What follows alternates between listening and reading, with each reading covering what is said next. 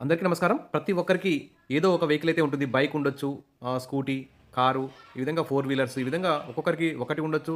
ఒకటి కంటే ఎక్కువ కూడా వెహికల్స్ అయితే ఉండే అవకాశం ఉంది. ప్రతి ఒక్కరు కూడా రోడ్ల మీద ప్రయాణం చేస్తూనే ఉంటాం. మరి ఆ రోడ్డు చూస్తే గుంతలమయంగా ఉంటాయి. మరి రోడ్లు విశాలంగా ఉండక ట్రాఫిక్ జామ్ అవుతుంటది. వర్షం వస్తే చిన్న వర్షానికే ఆ రోడ్లు మొత్తం కూడా చెరువుల్ని తలపిస్తుంటాయి.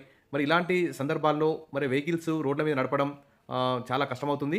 మళ్ళీ రోడ్ ట్యాక్స్, లైఫ్ ట్యాక్స్ ఇవన్నీ కూడా భారీ ఎత్తున పెంచారు. రిజిస్ట్రేషన్ ఒక బైక్ కొని రిజిస్ట్రేషన్ చేయించుకోవాలన్నా, కార్ కొని రిజిస్ట్రేషన్ చేయించుకోవాలన్నా భారీ ఎత్తున అమౌంట్ పే చేయాల్సొస్తుంది.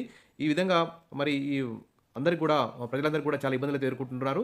ఇంకా ప్రభుత్వం మరి ఫస్ట్ అయితే రిజిస్ట్రేషన్ ఛార్జీలు తగ్గించాలి, లైఫ్ ట్యాక్స్ తగ్గించాలి.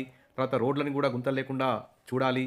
తర్వాత వర్షం వచ్చినా గానీ రోడ్లు జలమయం కాకుండా కొన్ని ఏర్పాట్లు చేయాలి. తర్వాత ఎలాంటి నిబంధనలు విధించినా గానీ అందరూ కూడా మరి దాన్ని అనుభవిస్తారు. దాని బాధ్యతగా ఉంటారు. ఇక్కడ చూస్తే కొన్ని ముఖ్యమైనటువంటి విషయాలు చూద్దాం. వివరాలకెళ్ళే ముందు వీడియోని పూర్తిగా చూడండి. సబ్స్క్రైబ్ చేసుకోండి.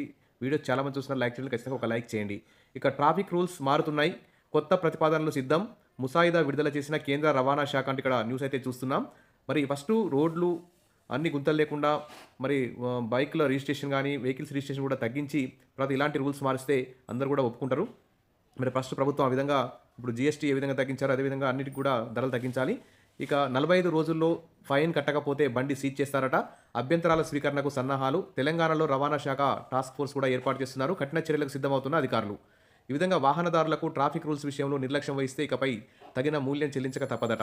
చలాన్ పడితే పోలీసులు ఆపినప్పుడు చూద్దాంలే అనుకుంటే కుదరదట ఇక. ఇక నుంచి 45 రోజుల్లోగా ఫైన్ మొత్తం కట్టేయాల్సిందే. లేకుంటే మీ తప్పేమీ లేకుంటే అప్పీల్ చేసుకోవాల్సి ఉంటుంది. అంతకు మించి ఆలస్యం చేస్తే వాహనాన్ని అధికారులు స్వాధీనం చేసుకోవచ్చు. మీ యొక్క డ్రైవింగ్ లైసెన్స్ కూడా రెన్యువల్ కాకపోవచ్చు. వెహికల్‌పై 5కు మించి చలాన్లు ఉంటే ఏకంగా మీ లైసెన్సే రద్దవ్వచ్చు. సెంట్రల్ మోటార్ వెహికల్స్ రూల్స్ 1989లో కేంద్ర రవాణా శాఖ కీలక సవరణ ప్రతిపాదించింది. ఇక 3 రోజుల్లో నోటీస్ జారీ అవుతుంది. గతంలో చలాన్లపై చర్యల అంశం సవివరంగా లేకపోవడంతో కొత్తగా కఠిన నిబంధనల్ని తీసుకురావాలని కేంద్రం అయితే నిర్ణయించింది. ఈ మేరకు దీనికి సంబంధించి రూల్స్ కూడా విడుదల చేసింది. చలాన్ల జారీ, చలాన్ల చెల్లింపు, చలాన్ల అప్పీల్ చేయడం తదితర అంశాలను డిజిటల్ మానిటరింగ్ ఆటోమేషన్ ఆధారంగా వేగవంతం చేయాలని తెలిపింది. రూల్స్ ఉల్లంఘిస్తే వాహనదారులకి సంబంధిత అధికారులు 3 రోజుల్లోగా ఎలక్ట్రానిక్ రూపంలో నోటీస్ జారీ చేయాలని, ఫిజికల్ రూపంలో 15 రోజుల్లోగా నోటీస్ పంపాలని స్పష్టం చేసింది. ఇక అభ్యంతరాలు కూడా స్వీకరిస్తారు.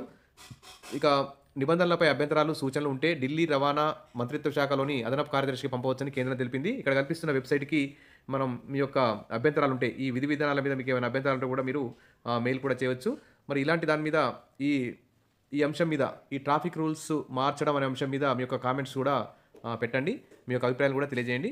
Wish you all the best. మరిన్ని అప్డేట్స్ కోసం మన ఛానల్‌ని సబ్స్క్రైబ్ చేసుకోండి. వీడియోస్ లైక్ చేస్తూ ఉండండి. Thank you.